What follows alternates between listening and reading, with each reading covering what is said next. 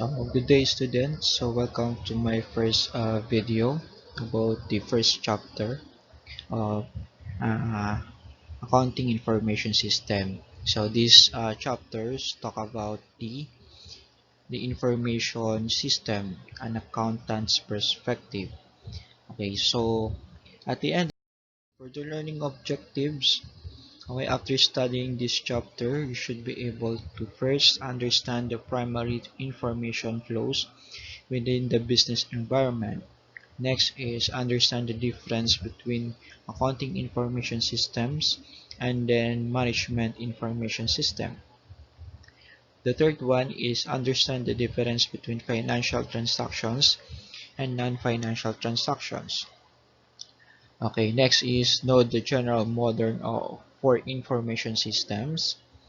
Be familiar with the functional areas of a business and then understand the stages in the evolution of information systems. And then the last one is understand the relationship between the three roles of accountants in an information system.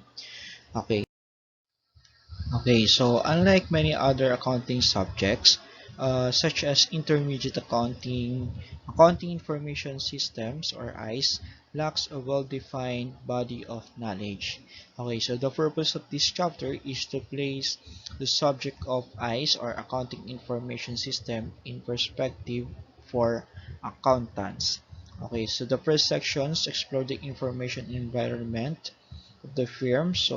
Introduce the basic system concepts, identify the types of information used in business, and describe the flow of information through an organization. We begin the study of ICE with the recognition that information is the business resource. Like the other business resource of raw materials, capitals, and labors, information is the vital to the survival of the business of the contemporary business organization. Every business day has a vast quantity of information flow to decision makers and other users to meet variety of internal needs. In addition, information flows out from the organization to external users such as the customer, the suppliers, and then the stakeholders who have an interest in the firm. The figure that shows on your screen represent an overview of these internal and external information flows. The pyramid shows the business organization divided horizontally into several levels of activities. For the business operations, from the base of the pyramid, these activities consist of the product-oriented work of the organization, such as manufacturing, the sales, and then the distributions. Above the base, the organizations is divided into three management tiers. The operations management, the middle management, and the top management. Operation management is directly responsible for controlling the day-to-day uh, operations. Nandiyan dyan ang operations personnels. The middle management is accountable for the short-term planning and coordination of activities necessary to accomplish organizational objectives, while the top management is responsible for the longer-term planning and setting organizational objectives. Every individual in the organizations, from business operation to top management, needs information to accomplish his or her task. Notice in the figures how information flows in two directions within the organizations. The horizontally and the vertically flow. The third flow of information depicted in the figure on your screen represent exchanges between the organizations and then the users internal environment. Okay, for external users, falls into two groups: the trading partners and the stakeholders. Exchanges within the trading partners include the customer sales and billing informations, purchase information for suppliers, and inventory receipts informations. Okay, so for stakeholders are entities outside or inside an organizations with a direct or indirect interest in the firms. Stockholders, financial institutions, and government agencies are example of external stakeholders. Information exchange with this group includes financial statements, tax returns, and stock transaction information. So inside the stock stakeholder includes the accountants and internal uh, auditors. Okay, so all user groups have unique information requirements. Okay, so the level of details and the nature of informations this group receive differ considerably. So for example, the managers cannot use the highly detailed information needed for by operation personnel. So management information is thus more summarized and oriented towards reporting on overall performance and problems rather than routine operations. The information must identify potential problems in times of management to take corrective actions. Okay, external stakeholders, on the other hand, requires information very different from that of top management and operations users. So, their financial statement informations based on the GAAP or the generally accepted accounting principles is accrual based on the far too aggregated for most internal use. Or sabi dyan, high level of organizations and greater need for aggregated information and less than for details. Okay, so for many instances, okay, so now let us know what is a system. Okay, so for many, the term system generates mental image of computers and programming. So in fact, okay, the term has much broader applicability, and some systems are naturally occurring, whereas some are artificial. Okay, so example of natural system range from the atom. Okay, so the system of electrons, protons, and neutrons. To the universe, the system of galaxies, stars, and planets, and all life forms such as plants and animals are example of natural system. Okay, so artificial systems are man-made. Okay, so this system includes everything from clocks, okay, to submarines and social systems to information system. Okay, so now let us know the elements of the system.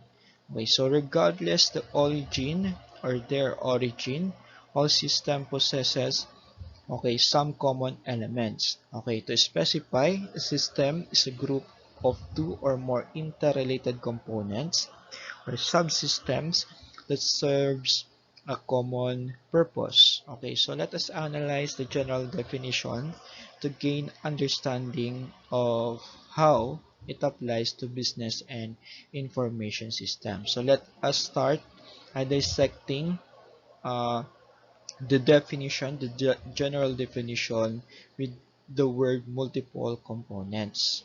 Okay, so multiple components is a system must contain more than one part. Okay, so for example, a yo-yo carved from a single piece of wood and attach a string is a system. Okay, so without a string, it is not a system. Next is the relatedness or interrelated. The common purpose relates to multiple parts of the system. Okay, so although each part functions independently of one another, Okay, all parts serves a common objective. Okay, a particular component does not contribute to a common goal, then it is not part of the system. For instance, the pair of ice skates and a volleyball net are both components. However, they lack common purpose and does not form a system. Okay, so now let us define what is the subsystem. So subsystem or systems. Okay, so the distinction between the term system and subsystem, it is a matter of perspectives. So for our purpose, so these terms are interchangeable. So a system is called a subsystem when it is viewed in relation to a larger system of which it is a part. Okay, so likewise, the subsystem is called a system when it is focus of attention. So like animals, plants, and other life forms are system. So they are also subsystem to the ecosystem in which they exist. From different perspectives, animals have systems composed of many small subsystems, such as the circulatory subsystems and then the respiratory subsystems. Okay, next word to identify from the definition or general definition of system is the purpose. Okay, a system must serve at least one purpose. It may serve several. Okay, whatever the system provides manufactured of time. Okay, electrical power or information serving a purpose uh, uh, in its fundamental justification. So when a system is to serve a purpose, it should be replaced. Okay, so another example of an artificial system is like an automobile. Okay, so it is an example of artificial system. So that is familiar to the most of us.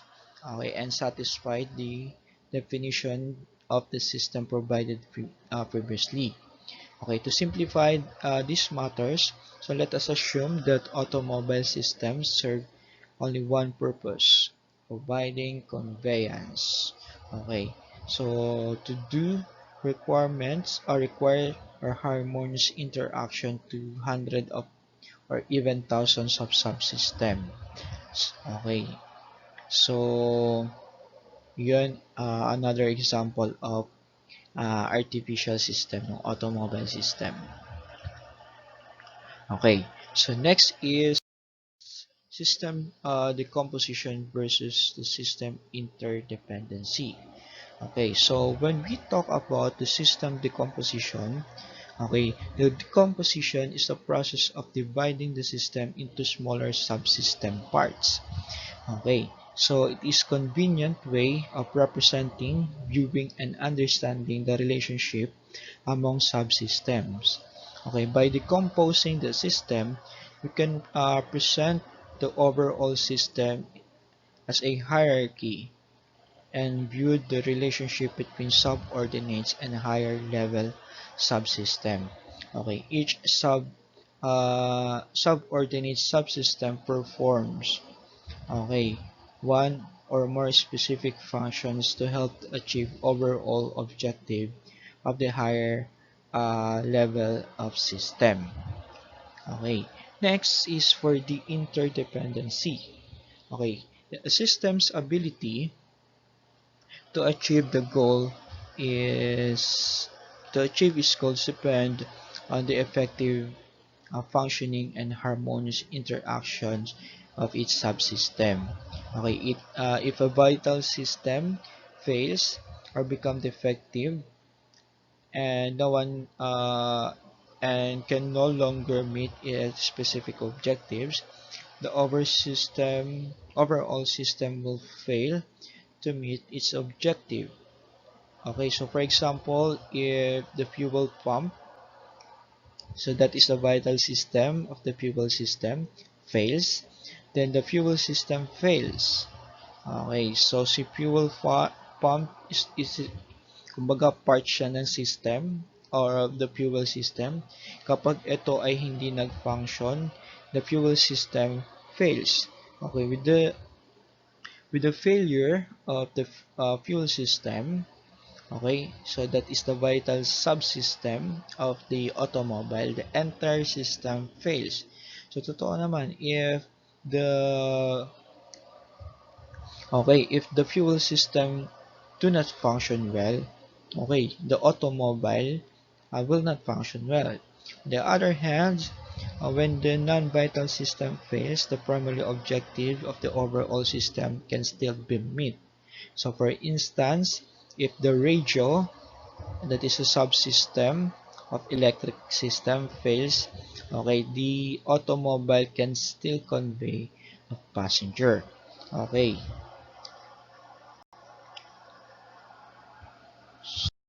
so after defining information and system independently, so let us know what is an information system. Okay, an information system is the set of formal procedures by which data are collected, processed into informations, and distributed to users. Okay, so the information system of a hypothetical manufacturing firms are decomposed into its elemental subsystems. Okay, so notice the two broad classes of system merge into the composition. Okay, the number one is the accounting information system or yung Ais, and then the other one is the system management information system. Okay, so those two are different system. Okay, so we will use this framework, okay, to identify the domains of ICE and then distinguish it to MIS or your Management Information System. Okay, so the distinction between the IS, AIS, and MIS centers the concept of transactions. Okay, so ano ba yung transactions? Okay, for transactions, okay, this is a business event that affects or is of interest of organization and is processed by information system as a unit of work. Okay, so this definition compasses both financial and non-financial events. So both because for financial transactions are particular importance for accountants understanding of information systems. So we need to precise definitions uh, for this class of transaction. So let's start with uh, financial transactions. Okay, it is an uh, economic event that affects the asset equity of an organization is reflected in its account and its measure monetary terms.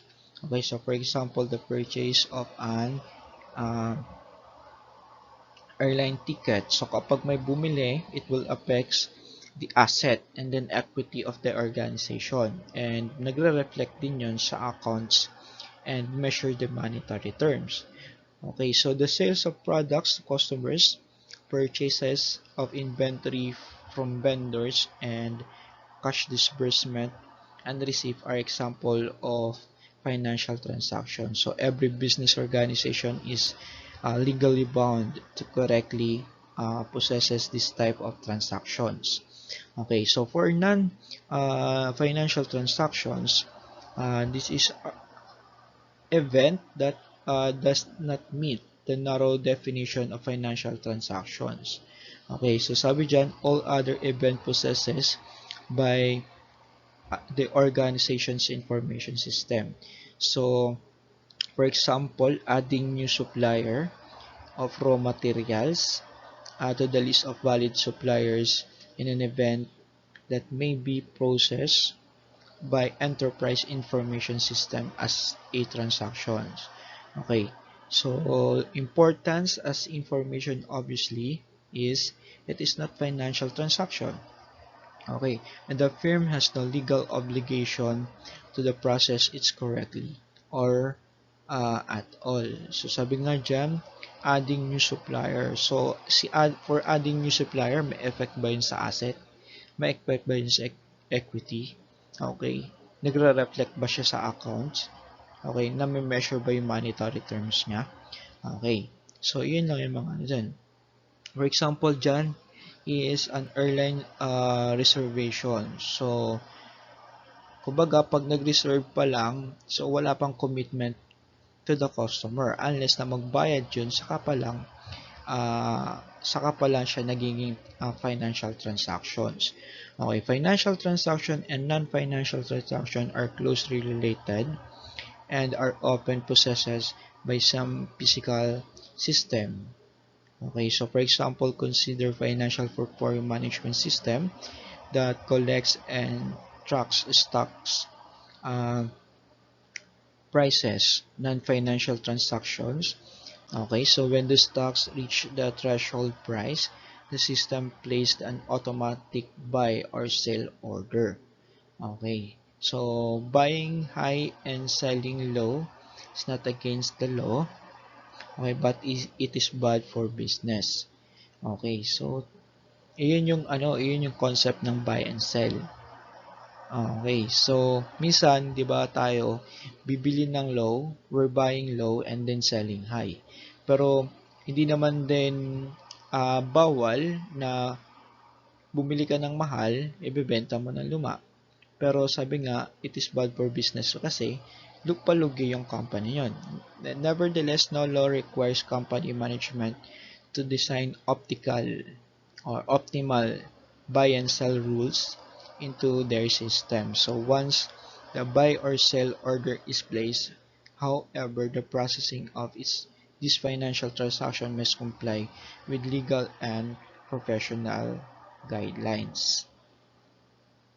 Okay, so next is this one. So ito yung flow ng transactions. Okay, so the information system accept inputs. Okay, called transaction. Okay, lahat ng pumapasok or input sa information system, ang tawag doon ay transaction, which are converted through various process into output information that goes to users. Okay, so yung mga financial transaction and non-financial transaction na pumasok sa system, information system, ito na yung nagiging information and then ito yung ginagamit ng users. Okay, transaction falls into two classes na na-discuss kanina, the transaction and non-transactions. Okay, so iyan yung flow ng transaction. Okay, from financial transaction, non-financial transaction, siya yung input sa information system. And then after ma-process yun, ipoprocess yun ng information system to be an information. At ito yung magiging input sa user decisions. Okay, so now, ano ngayon ang tinatawag na accounting information system? Okay, the Ais subsystem process financial transaction and non-financial transactions that directly affects the processing of financial transaction. Okay, so for example, change to customers' names and address are processed by accounting information system to keep the customer file current.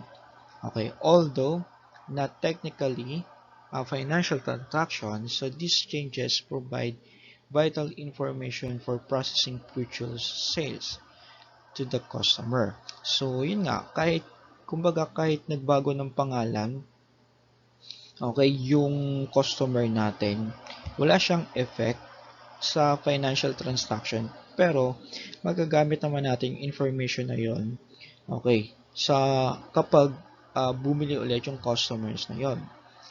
Okay, so accounting is an information system. It defines, collects, process, and communicate economic information about the firm using a wide variety of technologies.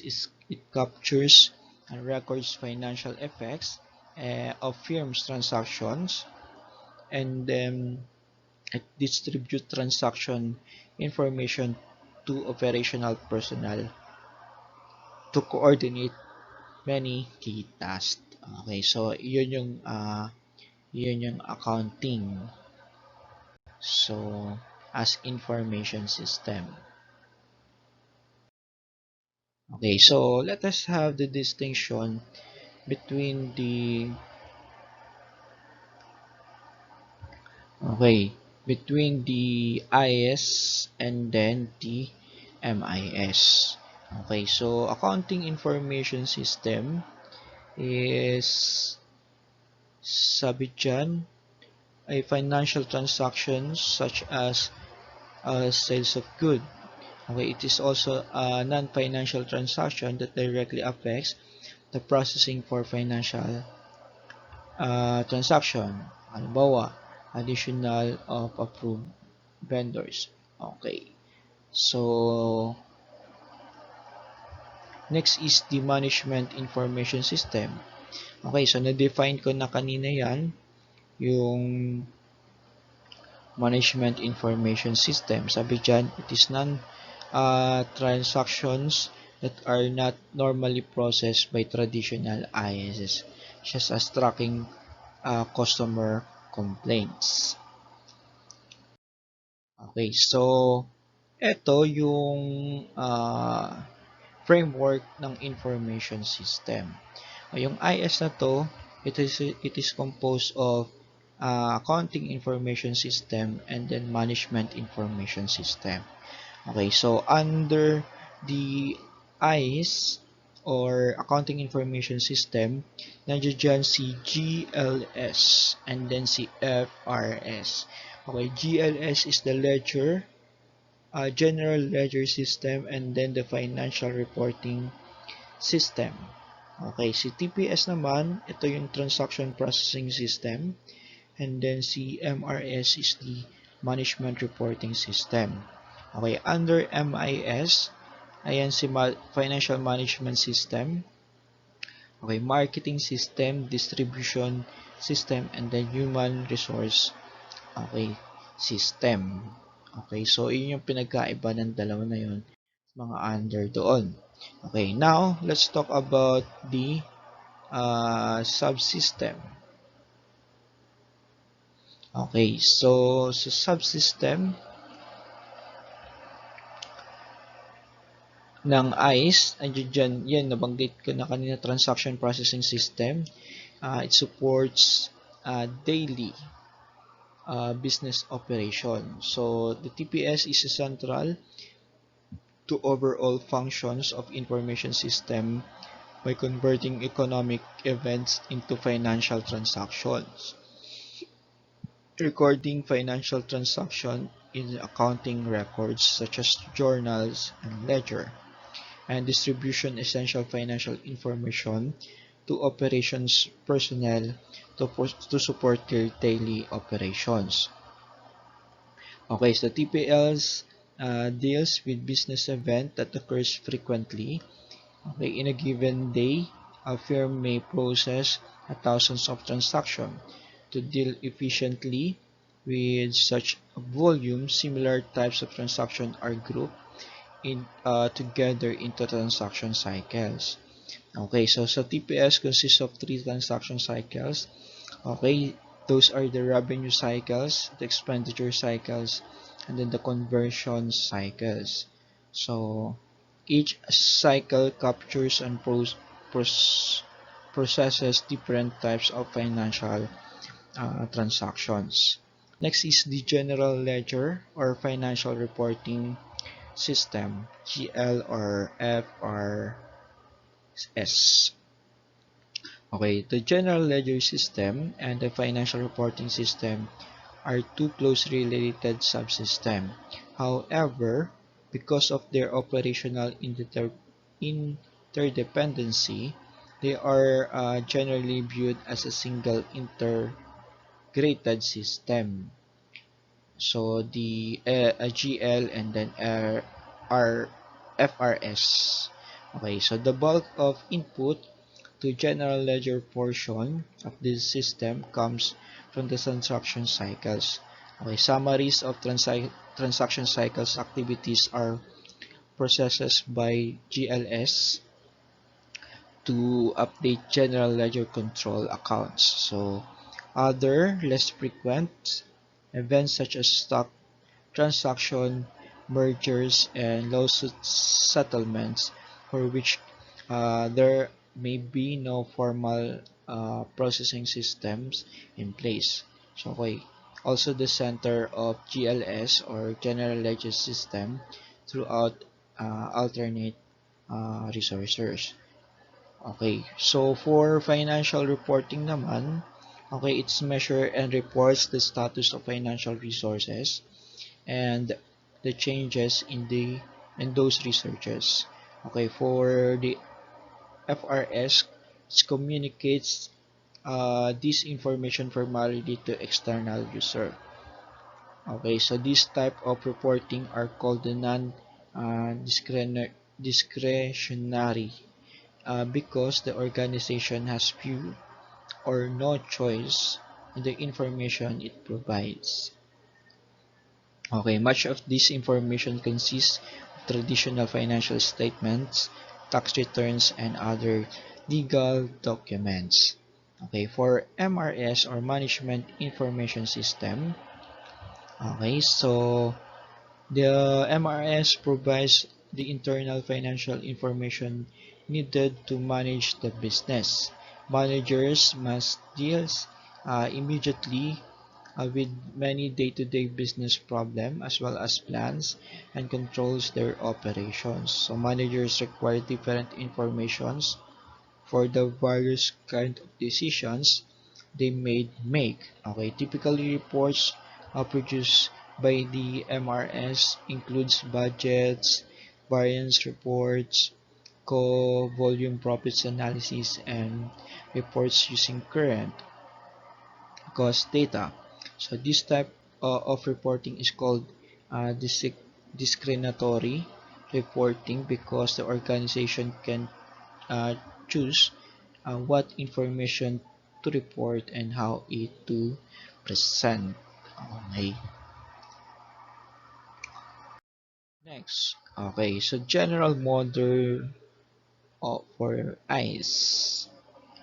Okay. So the figure shows or represent the general models for viewing um, ACE applications. Okay, so this is the general model because it's describe all information system regardless their technological architecture. The elements of general model are end users. Okay, next is the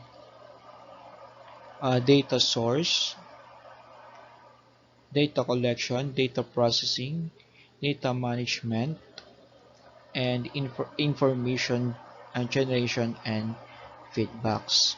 Okay, so let's talk about first the end user or yung external. End user falls into two general groups, the external and then the internal.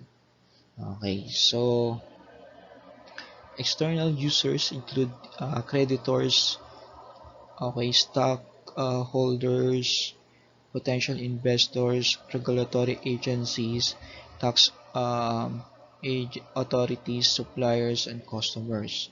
Okay, institutions, users such as banks, the SECs, and Internal Revenue Service receive information in form of financial statements, tax returns, and other reports that firms has legal obligation to produce.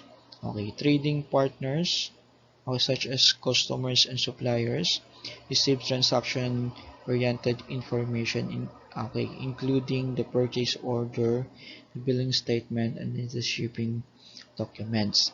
Okay, for internal users, uh, it includes management at uh, every level of the organization, as well as operations personnel. In contrast, the external reporting, okay, the organization has a great deal of latitude in the way it meets the needs of internal users. Although there are some well-accepted conversions and practices, internal reporting is governed primarily by what gets on job done. Okay, some system designers, including the accountants, must balance the desire of internal users against legal and economic concerns such as adequate control and security, okay, proper accountability and cost providing alternative forms of informations. Okay, so thus internal reporting process and less structured are generally more difficult challenge than external reporting. Okay, next is the uh, data versus information. Okay, so next is the data source. Okay, data sources are financial transactions that uh, enter the information system from internal and then external uh, resources or sources.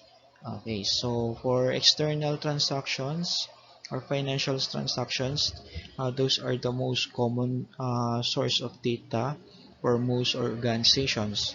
Okay, so in example, okay, sales of goods and services, purchase of inventories, receipt of cash, and disbursement of cash.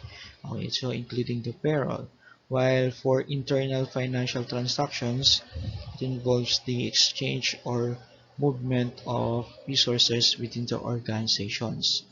Okay, so example niyan, movement of raw materials into work in process or WIP.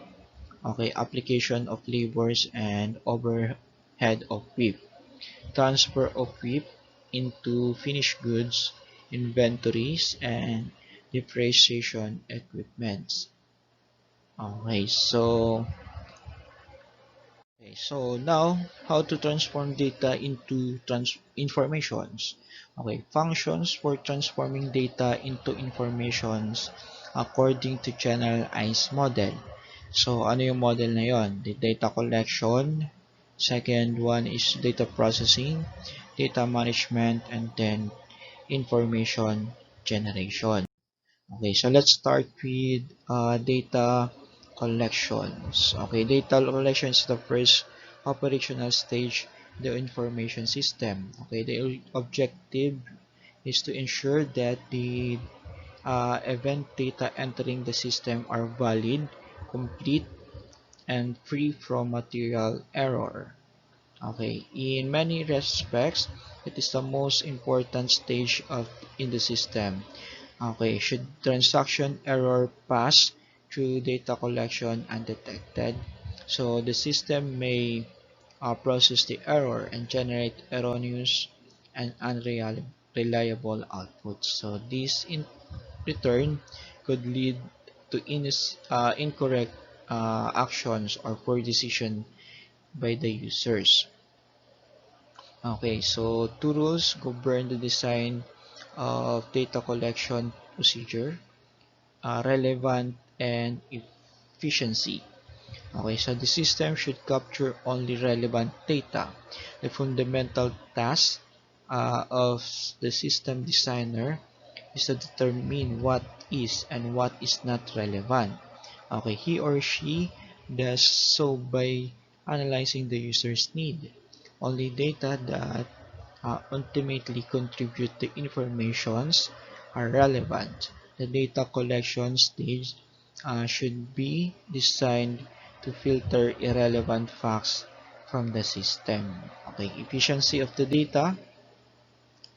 Okay, so data collection procedure are designed to collect data only once. Okay, so this data can be made available to multiple users. Capturing the same data more than once lead to data redundancy and inconsistency. Information systems have limited collections processing, and data storage capacity. Okay, so the data redundancy overloads facilitates facilities and reduce the overall efficiency of the system. Okay, inconsistency among redundant data elements must result in inappropriate actions or bad decisions. Okay, so for data collection, capturing the transaction data, recording data into forms, and validating the data. Okay, next is data processing. Okay, so once collected, the data usually required processing procedures. Okay, so the tasks in the data processing stage are and complex, simple to complex. Okay, so for example, including mathematical algorithms such as linear programming models. Okay, it's used for production, including scheduling application, statistical techniques for sales forecasting, and posting and summarizing procedure use of for accounting applications. So under data processing, nandiyan si classifying, transcribing, sorting, batching, merging, circulating, summarizing, and then comparing. Okay. Next is data management. Sa data management, okay, so the organization's database is it's the physical respiratory for financial and non-financial data. Okay, we use the term database, okay, in generic sense. It can be a filing cabinet or a computer disk, regardless the database physical form. Uh, we can represent the content in logical hierarchy. Okay, so the logical hierarchy is to uh, attribute, records, and then files. So under management, andyan si storing, retrieving, and deleting. Okay, so next is data information generation. So for information generation, it is a process of compiling, arranging, and formatting and presenting information to users. Information can be operational document such as sales orders, structure report, or a message on a computer screen. Regardless of physical form, useful information has the following characteristics: relevance, timeless, accuracy, completeness, and then summarization. Okay. Okay, so these are the characteristics of useful information. Again, so like what I've said earlier, regardless of physical form of technology, okay, useful information has the following characteristic. The first one is relevance. Okay, it serves the purpose. Okay, for timeliness, no older than the time period of actions it supports. Accuracy, okay, free from material error. Okay, completeness, all information essential to the decision or task is present. And then summarization, okay, so aggregated in accordance with the user's need. Okay, so next is the information system objectives. Ano ba yung objective ng information system? So this is in the business context. Okay, so the goal of information system is to support first the stewardship functions of management. Okay, stewardship refers to management responsibility to proper manage the resources of the firm. The information system provides information about resource utilization to external users via traditional financial statement and other mandated reports. Okay, internally, management receive stewardships information from various responsibility and reports. Next is to support management decision making. Okay, the information system supplies managers with the information they need to carry out their decision making responsibility. And then the last one is to support the firm's day-to-day operations. Okay, so the information system provides information to operations personnel to assist them in efficient and effective discharge of their daily tasks. So those are the information system objectives. Okay, now let's go through organizational structures. Okay, so for the structure of an organization, how to allocate the responsibility, the authority, and accountability. Okay, so later I'm going to show the structure, okay, yung flow ng responsibility, authority, and accountability throughout the organization.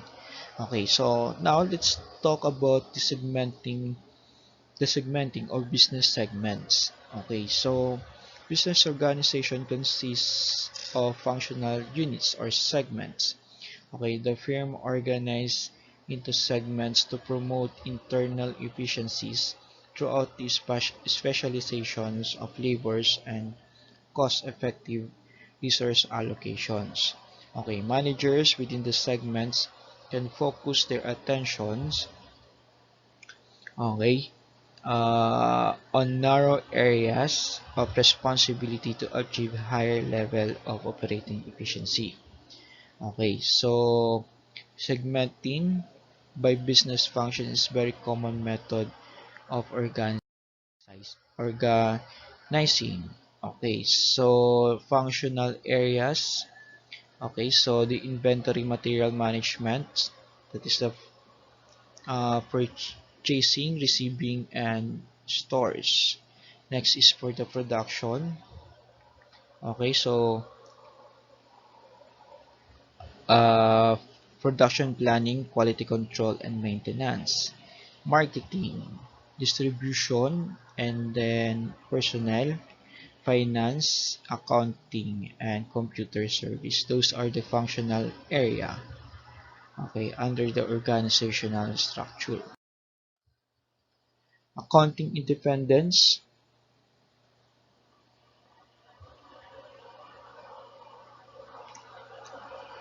Okay, so information reliability requires accounting independence. Okay, so this means the accounting activity must be separate and independent of the functional area.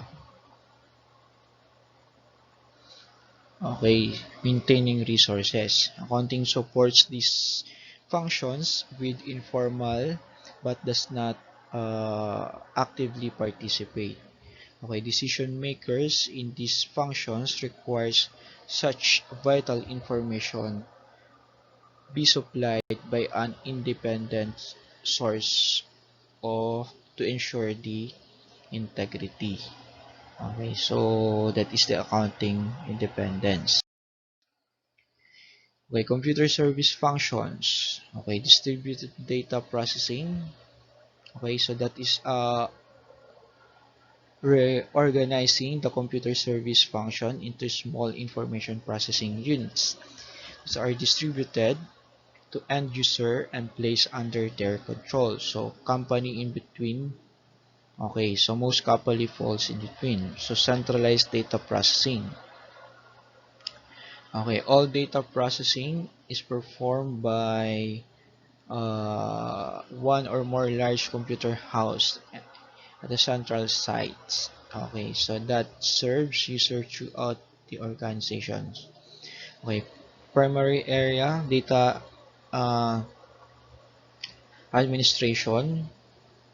Okay, uh, database administration, data processing, system development, and system maintenance. Okay, so those are the information technology functions. Okay, it could be distributed processing or centralized processing data. Okay. IT organization in IT function in centralized system. Okay, so ganyan yung itsura ng centralized system. Okay, so business organization. So, nandiyan dyan ang marketing, computer service, production, and finance. So, under computer service, system development, database administration, and data processing. Okay, under system development, so this system development and system maintenance. And then for data processing, nandiyan yung data control, data preparation, okay, and then computer operation, and then data library. So kung papansin niyo, naka-centralize okay sa ang business ang computer service. Okay, so ito naman yung sa distributed, okay? So kung papansin niyo, naka-distribute yung mga information processing unit. Okay, so sa business organization, merong information processing unit sa marketing.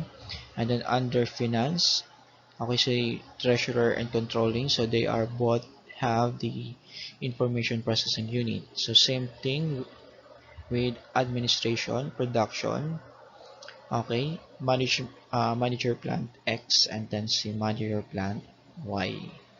Okay, they have their own information processing unit. So unlike sa centralized, so si computer service system lang ang merong information system. Siya yung may access for the information system.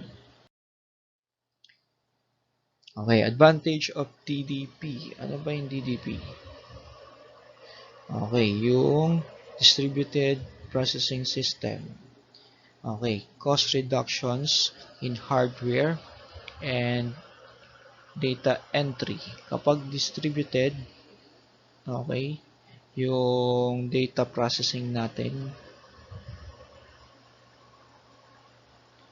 Okay, so cost reduction daw in hardware.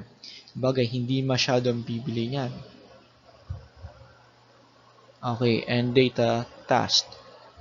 Okay, improve cost control responsibilities.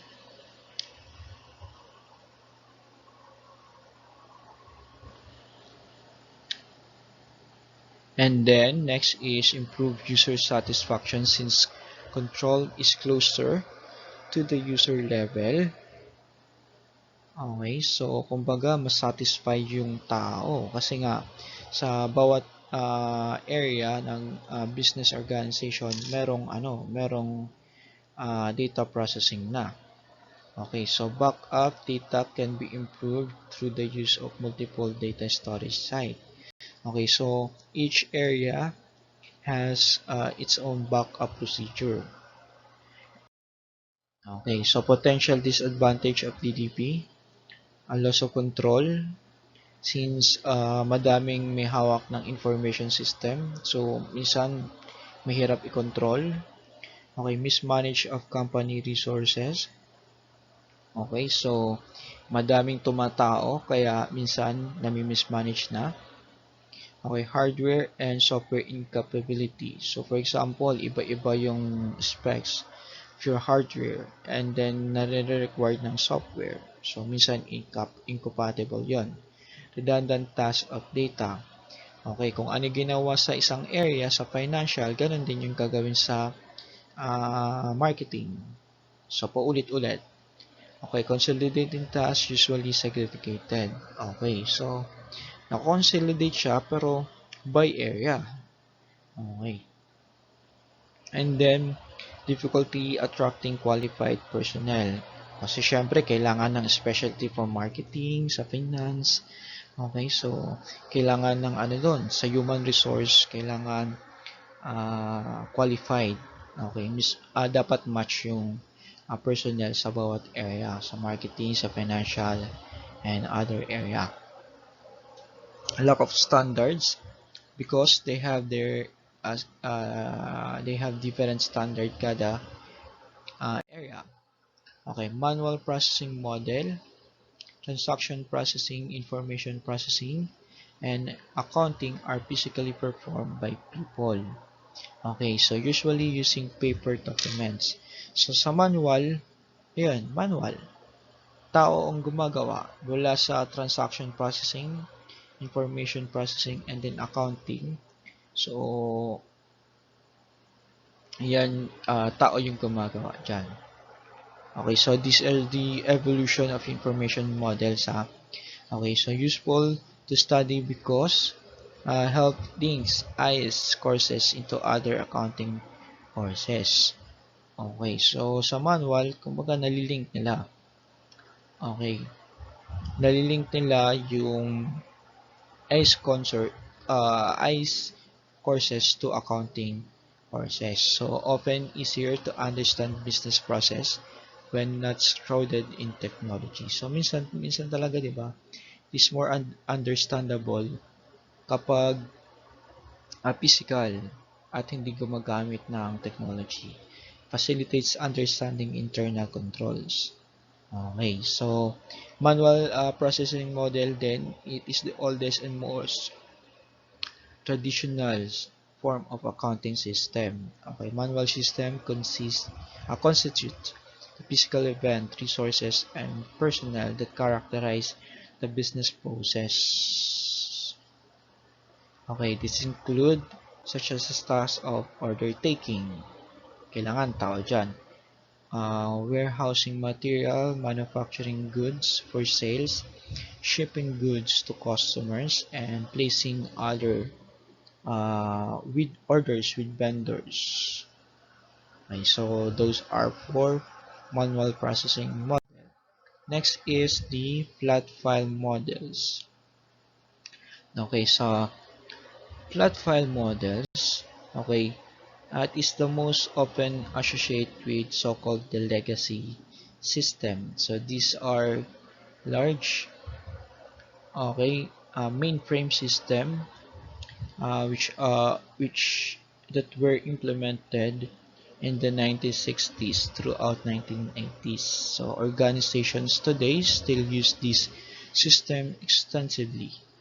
Eventually, modern database management system will replace them, but in the meantime, accountants must continue to deal with legacy system technology. Okay, so dito natitatlo the users, standalone application, and then user own data set. For accounting, nandiyan si may interchanging relation ang billing accounts and then receivable system. Billing accounts receivable system. Okay, so for the user owns data set, customer data, so that is current account receivables, and then sales invoice, and then cash receipts. So, interchange yun kasi bumabalik din naman yung reports na yun sa accounting. Then for the marketing, sabi dyan, product promotion system. Okay, so dalawa yung user owner dataset dyan. So, customer data, okay, historic and demographic orientation, and then the sales invoice. Okay, so data redundancy problem.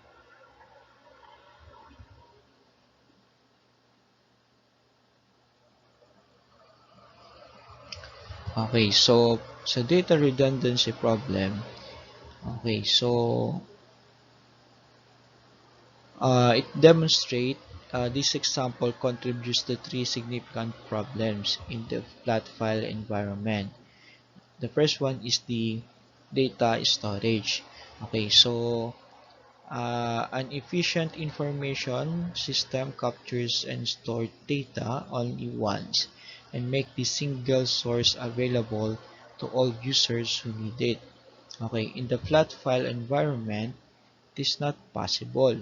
Okay, to meet the private data needs of user, organization must incur the cost of both multiple collection and multiple storage procedure. Okay, some commonly used data are duplicate dozen hundred of times or even thousand of times. So, sa data storage, mas lumalaki. Hindi siya applicable sa flat file kasi sa flat file, ah, sabi nga dyan, it is to meet the private data needs of the user. Okay. So next is the data updating. Change or additions must be performed multiple times. Okay. Sabi nga dyan, organization have the great deals of data in files that requires periodic updating to reflecting changes. So for example, a change of customers' names and or address must be reflected in the appropriate master files. Okay, so when users keep separate files, all changes must be made separately for each user. Okay, so this adds significantly to the task and cost of data management.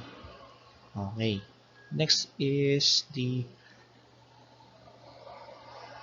currency of information, potential problems of failing to update all affected files. Okay, in contrast to the problem of performing multiple updates. Okay, so this is the problem of failing to update all users files affected by the change of status. Okay, fail to update all affected files. So that is currency of information. Next is the task data dependency. Users' inability to obtain additional information as needed. Okay, so this problem with the flat file approach is the user's inability to obtain additional information as needed. Okay, or her need to change. So the user's information is too constrained by the data that he or she possesses and control. Okay, users act independently rather than as member of a user's community. In such an environment, it is very difficult to establish mechanism for the formal sharing of data. So therefore, uh, new information needs tend to be satisfied by uh, procuring new data files. So this takes time, inhibits performance, adds to the redundancy, and drives the management cost even higher. Okay. And then the data integrations. Separate files are difficult to integrate across multiple users. So, mahirap na siyang integrate kasi magkakaiba yung files. Okay. Para ma-integrate siya sa maraming users. Okay. Next is the database model. Okay, so for the database model, nandiyan dyan yung user accounting, marketing, and product services. Okay, so user's view. Okay, sa accounting, okay, so customer sales, the current accounts receivable. For marketing, customer sales, historic demographic orientation, and then for the product services, okay, customer sales, historic, and product orientations. So, nandiyan dyan yung software integration, which is the DBMS, or database management system. And then, flow siya sa shared database, which is the customer's data, okay, the cash invoice, sale receipts, okay, product service schedule, and other entity of data. Okay. Next is the REA model. Okay, sa REA model, okay, ang REA model stand for resources, okay, events and agents. So REA model is accounting framework for modeling organization critical resources, events and agents. So REA and other relationship between them. Okay, so one specified both accounting and non-accounting data about the phenomenon can be identified, captured, and stored in the relation database. Okay, so from the repository, users can users view can be constructed and meet the needs of all users in organizations. Okay, so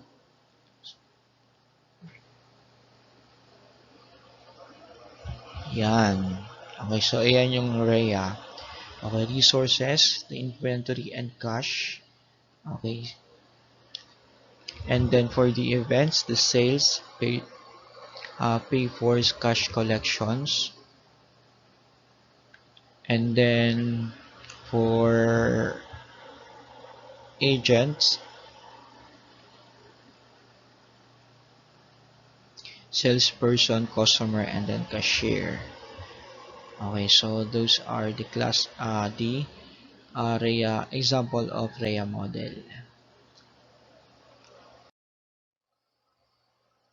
Okay, REA model is a model of accounting framework for modeling our organization. Okay, for economic resources such as asset, economic events such as affect change in resources, economic agents, individual and departments that are participate in the economic event. So, interrelationship among resources, events, and uh, agents. So those economic is yung REA na yan ay interrelationship. Okay, so entity relationship diagram are often used for modeling this relationship. Okay, so medyo komplikado to. So pero ewan ko kung maituturo ko siya. Okay, accountants as users, information system users. Okay, accountant must be able to clearly convey their needs to the system professionals who design the system. So kailangan clearly conveyed, kaya niyang patakbuhin ng malinis, okay, yung system. Okay. Next is the accountant should actively participate in system development project to ensure appropriate system design. So, in information system as users, so accountant must involve, sabi nga dyan, actively participate. Kasi nasa inyo yung idea, nasa inyo in professionally in terms of accounting, so kayo yung may alam doon. Okay. Accountants as designers, system designers. Okay, so accounting function is responsible for conceptual system, while the computer's function is responsible for physical system. Okay, ano ba yung concept ng system? Okay, as accountant, ikaw mismo yung magde-design ng system. Okay, conceptual system determines the nature of the information required, its resources, its destination, and accounting rules that must be applied. Okay, so for example, in general ledger, so ano ba yung flow doon? So, accountant ang may ano doon, ang may alam. Okay, so accountants as system auditors. Okay, so auditing is a form of independent attestations performed by an expert, the auditor, who expresses an opinion about the fairness of the company's financial statements. So public confidence in the reliability or internally produced financial statement rests directly on being validated by independent expert auditor. So this service is often referred as the attest functions. Okay, so both internal and external audit conduct audits. Okay, so internal audits is often called independent auditing because certified public accountant firms that are independent from client organization management perform them. So external auditor represent the interest of third-party stakeholder in the organization such as stockholders, creditors, and government agencies. Okay, so it is historically external accountant responsibility as system auditors was limited to attest the functions described previously.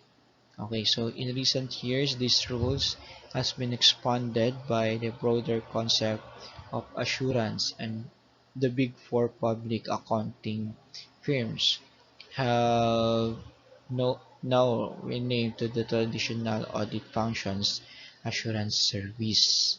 Okay, okay, IT as auditors. Okay, IT auditing is usually performed as part of broader financial audit. Okay, so organization unit responsible for conducting IT audits may fall under the assurance service groups or be independent. Okay, and then the last one is the internal auditing. It is a appraisal function house within the organization. So internal auditors perform the wide range of activity on behalf of the organization, including conducting financial statement audits, examining an operations compliance with organization policies, reviewing the organization compliance with legal obligation, evaluating operational efficiency, detecting and purchasing fraud within the firm, and conducting IT audits. So those are for the internal auditors. Okay, so this is the end of my lesson. Thank you for your listening and God bless.